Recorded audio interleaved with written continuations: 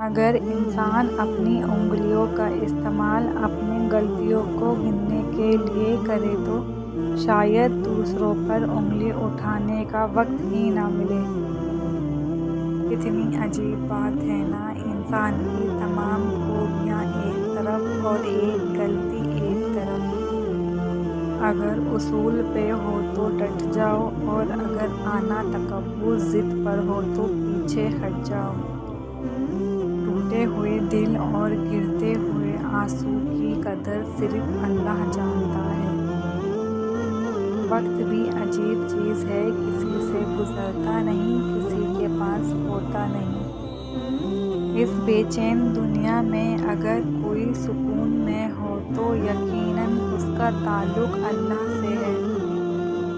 بس تم انتظار کرو، اللہ نے تمہارے حق میں بہترین سوچ رکھا ہے۔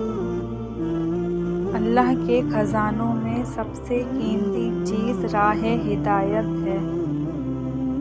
نماز کے لیے وقت نکالو، اللہ تمہاری زندگی سے برا وقت نکال دے گا۔